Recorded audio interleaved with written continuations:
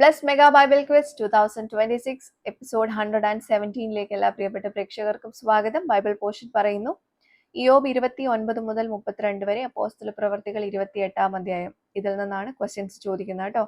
Already എല്ലാവരും വായിച്ചിട്ടുണ്ടാവുമെന്ന് കരുതുന്നു. ക്വസ്റ്റ്യനിലേക്ക് പോകുന്നു.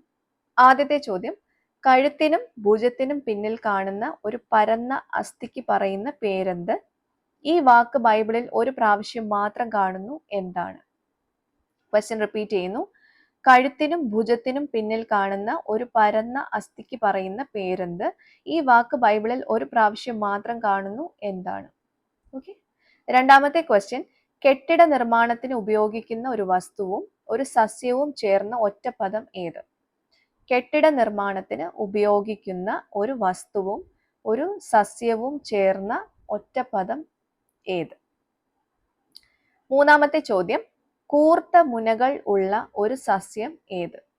കൂർത്ത മുനകൾ ഉള്ള ഒരു സസ്യം ഏത്? നാലാമത്തെ ചോദ്യം, അത് ലഭിച്ചു എങ്കിൽ നന്നായിരുന്നു എന്ന് ഇയ്യോബ് ആഗ്രഹിച്ചത് എന്തിന്? ക്വസ്റ്റ്യൻ റിപ്പീറ്റ് ചെയ്യാം. അത് ലഭിച്ചു എങ്കിൽ നന്നായിരുന്നു എന്ന് ഇയ്യോബ് ആഗ്രഹിച്ചത് എന്തിന്? അഞ്ചാമത്തെ ക്വസ്റ്റ്യൻ, ഒരു സംഖ്യയും പന്തൽ അല്ലെങ്കിൽ വലിയ കൂടാരം എന്നർത്ഥമുള്ള ഒരു പദവും ഉള്ള ഒരു സ്ഥലപ്പേര് എന്ത്? ക്വസ്റ്റ്യൻ റിപ്പീറ്റ് ചെയ്യാം. ഒരു സംഖ്യയും പന്തൽ അല്ലെങ്കിൽ വലിയ കൂടാരം എന്നർത്ഥമുള്ള ഒരു പദവും ഉള്ള ഒരു സ്ഥലപ്പേര് എന്ത്? ഓക്കെ. അപ്പോൾ ഇതാണ് 5 ക്വസ്റ്റ്യൻസ്. എല്ലാവർക്കും ക്വസ്റ്റ്യൻസ് ക്ലിയർ ആയിട്ടുണ്ടാവുമെന്ന് കരുതുന്നു. എന്തെങ്കിലും സംശയം ഉണ്ടെങ്കിൽ റിപ്പീറ്റ് ചെയ്ത് കേൾക്കുക.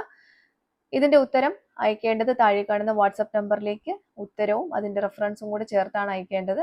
ശരി ഉത്തരം നാളെ റിവീൽ ചെയ്യുന്നതായിരിക്കും. അപ്പോൾ ശരി ഉത്തരവുമായിട്ട് നമുക്ക് നാളെ മറ്റൊരു വീഡിയോയിലൂടെ വീണ്ടും കാണാം. Till then, it's me, Angel, signing off. Bye and take care.